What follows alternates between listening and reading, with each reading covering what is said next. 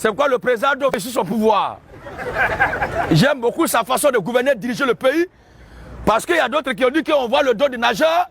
Ils n'ont jamais rien fait, les nageurs les ont noyés. Lui, de toute façon, il règne là, c'est comme ça, Salomon a dirigé le pays en Israël. Tous ceux qui veulent semer le trou, Salomon les prend, il les frappe, il les tue ou bien il les enferme. Lisez l'histoire de Salomon. Un homme qui veut que son règne soit en paix, tous ceux qui s'opposent à sa façon de voir les gens, il faut les frapper. Lisez l'histoire de Dieu lui-même.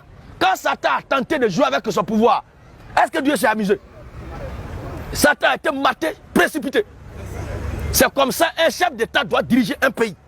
On ne dirige pas le pays en tant que politicien avec la Bible. Alléluia. Quand il finit de parler, Dieu vous bénisse. Tu es devenu pasteur maintenant. Maintenant, construisez-vous des églises maintenant pour être pasteur et des prêtres. Ah, Dieu vous bénisse. Ah, Dieu vous bénisse. Un père de famille qui voit un serpent rentrer dans sa maison, il ne doit pas dire, ah, on voit un serpent qui rentre dans la maison là-haut. Alors que tes enfants sont là. Tu vois un serpent rentrer. Serpent qui rentre là, nous on voit ça où? On voit ce serpent là. Et ce serpent mort, les enfants de la maison, ils tombent, ils meurent. Et tu pleures au fil. Oh, mes enfants sont morts. Tu fais honte. Tu fais honte. C'est comme ça un père de famille doit veiller sur la maison. Que Dieu donne longue vie à notre président Ado.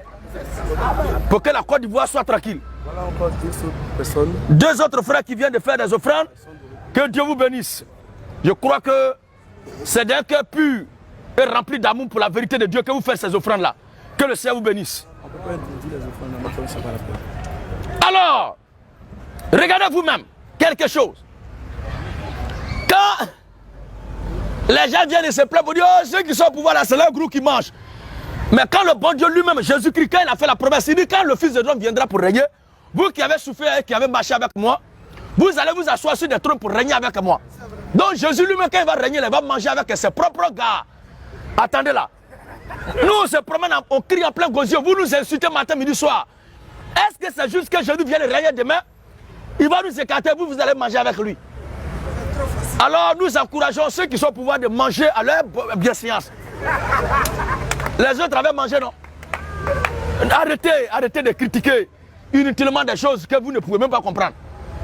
Qui va souffrir avec ces gars, il va venir au pouvoir et puis il va les laisser pour manger seul.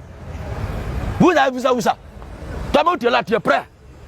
Quand tu vas souffrir à ton propre gars, des galettes, demain vous allez monter une affaire, quand ça va sortir là, tu vas l'écarter pour prendre quelqu'un qui vous a rivalisé, qui a fait une concurrence déloyale pour vous faire tomber. C'est lui que tu vas prendre pour manger. Oh les gars, arrêtez ça. Dieu bénisse Ado qui mange.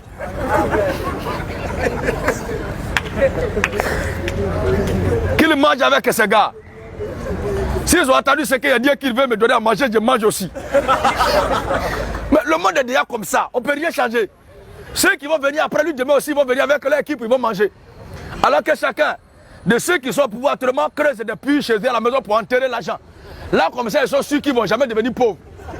Parce que quand ils vont quitter là, c'est pas sûr de revenir.